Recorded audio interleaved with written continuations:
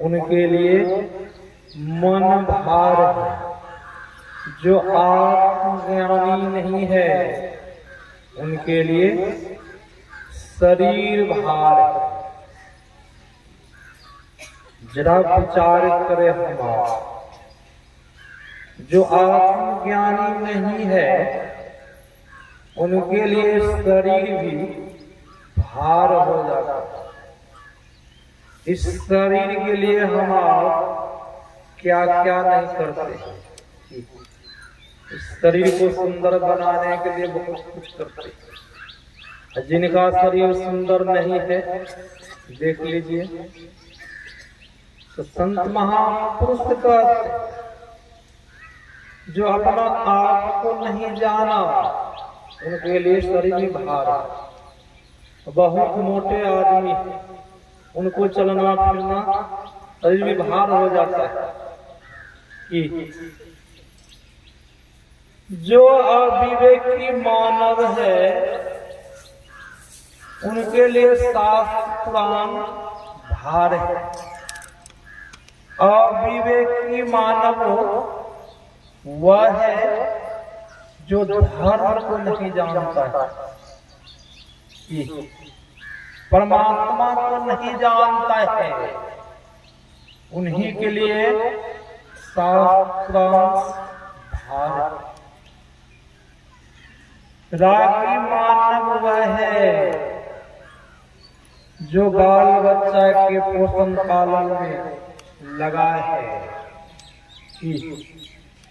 काम धन संग्रह करने में लगा हुआ है। उनके लिए ज्ञान भार है। उनके लिए ज्ञान भार है। उनको कहीं सत्संग में चलिए, उनको छुट्टी है नहीं, काम बहुत है। उनके लिए ज्ञान भार है। उनको ज्ञान नहीं हो सकता है। इसीलिए संतों ने कहा है, बिनु सत्संग विवेक न होई, राम कृपा बिनु सुलभ न।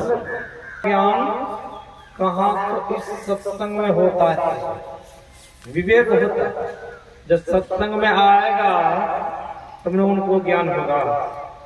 और आगे आदमी पेटे पोषण में लगा रहेगा, खाने पीने सोने में, बाल बच्चा के पालन पोषण में, उनको कभी ज्ञान हो सकता है। इसीलिए उनके लिए रागी के लिए निषदकार कहते हैं। उनके लिए ज्ञान भार है। जो अशांत मनुष्य है, अशांत मनुष्य किनको कहा गया यहाँ? जिनका मन काबू में नहीं है, जिनका मन चंचल है। अशांत मनुष्य जो पागल है, उनका मन अपना बस में नहीं है।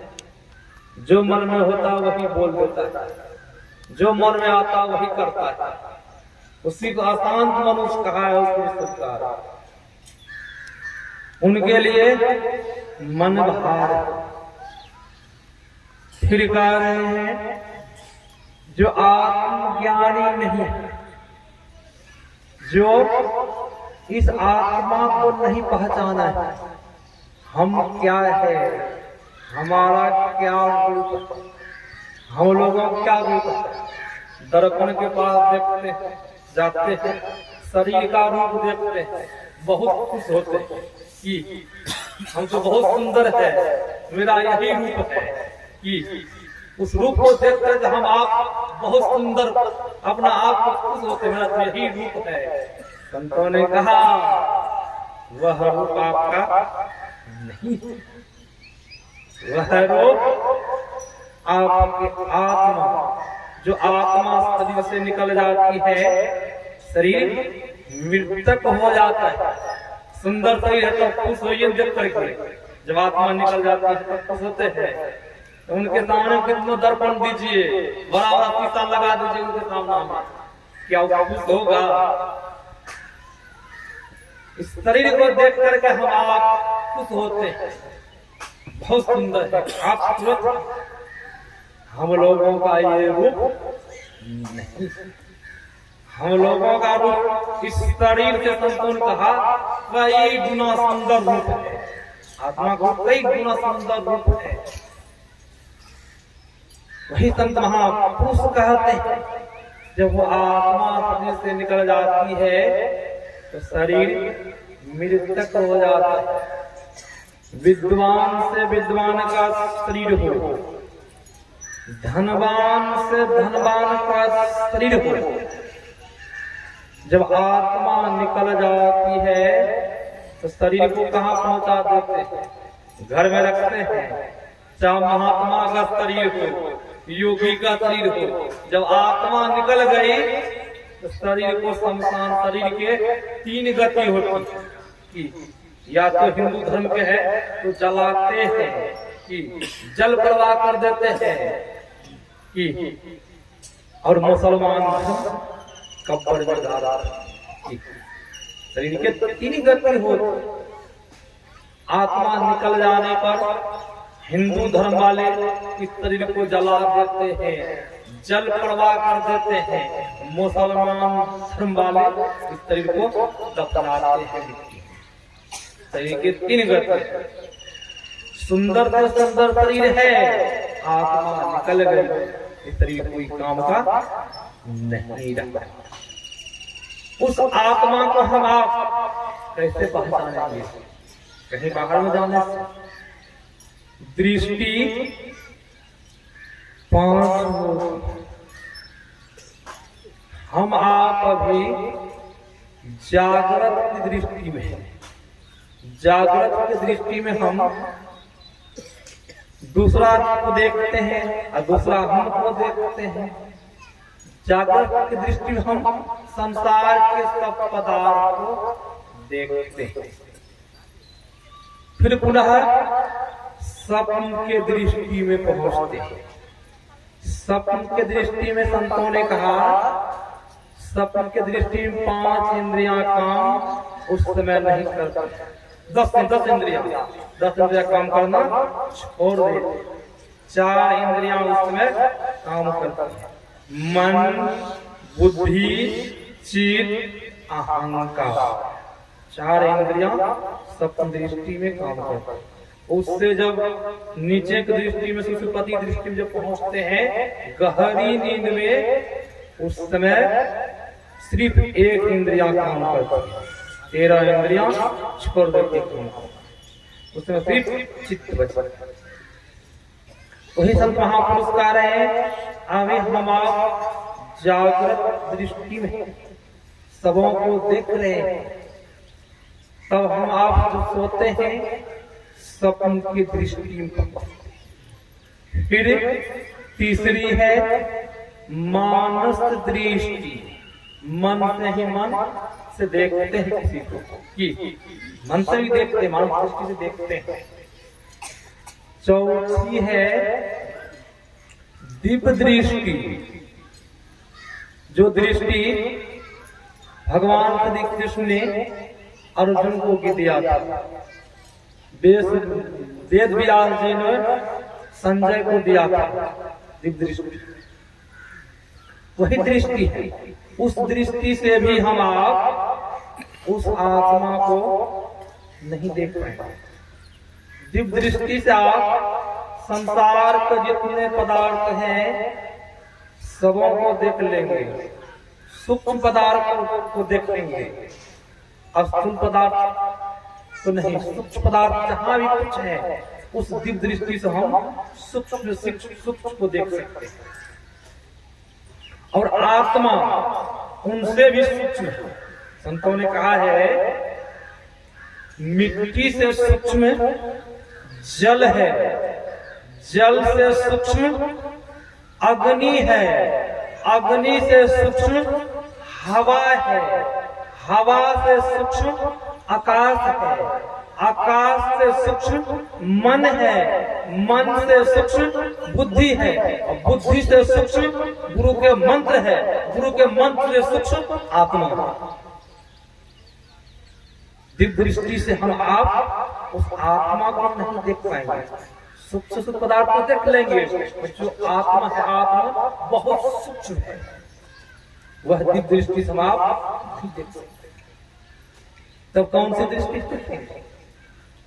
हम आप वह आत्म दृष्टि से देखेंगे। आत्मदृष्टि से जब आत्मा को देख लेंगे तो उस परमात्मा को भी देख लेंगे। अंदर में आत्मदृष्टि भी खुलती है। उससे जो आत्मदृष्टि जब खुलती है तो अपना आप आत्मा को जो पहचान लिया तो सोचिए आत्मदृष्टि खुल गई, तो उस परमात्मा को भी हम पहचान लेंगे, तब हम परमात्मा को पहचान। तो आगे हम आप सुन रहे थे मोक्ष के द्वार पर 4 द्वारपाल रहते हैं। मोक्ष के द्वार पर 4 द्वारपाल रहते हैं।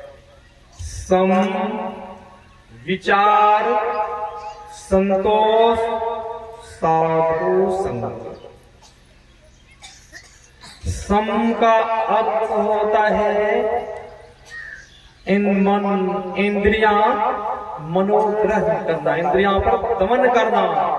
सम का अर्थ होता है इंद्रियां पर कौन दमन कर सकता है? इंद्रियां पर दमन करने के लिए जिनका मन बस में हो गया कि इंद्रियों पर दमन करने के लिए मन को बस में करना। मन कैसे बस में होगा? मन तो बहुत चलायमान चंचल है, तो मन बस में कैसा होगा? तो संत महापुरुष ने कहा मन बस में तब होगा अभ्यास और वैराग्य से। उसके लिए आपको त्याग करना होगा। अब त्याग क्या करें? जिस तरह खीरा को देखे होंगे, हम लोग सब व्यस्त खेती करते हैं, खीरा को देखे होंगे। खीरा अपने सगे संबंधी, बाल बच्चा, मित्र के साथ में रहते हैं। जब उनको तोड़ करके लाते हैं, जब काटते हैं तो खीरा के बीच में कैसा रहता है? 3 फांक रहता है, नहीं बीच में खाली खाली रहता है, 3 फांक रहता है। वह खीरा कहता है हम सबके साथ सगे संबंधी, मित्र, दोस्त के साथ में रहते हैं, बाल बच्चा के साथ में हम जीवन यापन करते हैं, और हम सबसे अलग रहते हैं। उसी तरह त्याग का अर्थ होता है हम आप सगे संबंधी, दोस्त, मित्र, परिवार के साथ में रहे और सबसे अलग रहे। बंगाल में एक संत हुए राम कृष्ण जी महाराज, उन्होंने कहा है जिस तरह राजा के यहाँ नौकरानी काम करती है, नौकरानी को जब कोई पूछते हैं घर मकान किनका है, नौकरानी क्या कहती है कि सब घर मकान मेरा ही मेरा है। नौकरानी कहती है कि मेरा नहीं है, सब कहती है कि सब मेरा ही मेरा है घर मकान। नौकरानी का मन जानता है कि घर मकान सब मालिक का है, मेरा कुछ भी नहीं है। कि उसी तरह हम आप सबों के बीच में रहे और मन से जाने सब बाल बच्चा, धन संपत्ति, परिवार मेरा नहीं है, छोड़ के जाना पड़ेगा, तब होगा मेरा असली वैराग। ये इस तरह का वैराग हो जाएगा तब अभ्यास, तब आपसे भजन होगा। तब जब भजन होगा तब मन बस में होगा।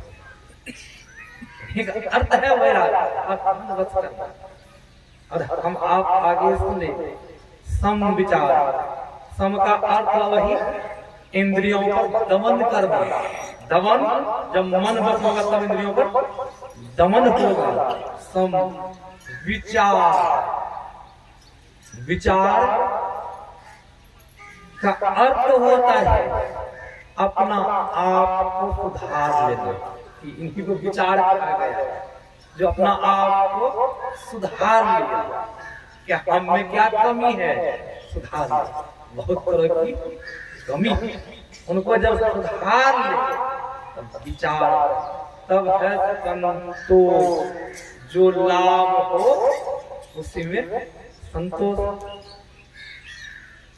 लाभ बहुतों को बहुत लाभ होता है ना, बहुत कमाई होती है, उनको संतोष नहीं होता है। क्या होता है? संतोष नहीं होता है। क्या कहता है? और हो जाए, और हो जाए, और करने में संतोष नहीं हो रहा है। संतोष भजन करने के लिए मोक्ष के द्वार पर संतोष भी है कि संतोष जब कर लिए तब क्या है? चौथा में साधु संग। तब आपके अंदर में वह गुण, वह साधु वाला आ जाएगा, आप उस मोक्ष को प्राप्त, तब आपका जीवन संतोष। इस तरह का भजन करेंगे तो अपना आप को हम जान जाएंगे, परम कल्याण हो जाएगा। तो बाबा सुनेंगे जिससे लाभ होगा। यही आपको हमने सुनाया। श्री सतगुरु महाराज, श्री सतगुरु महाराज की जय। अभी हमने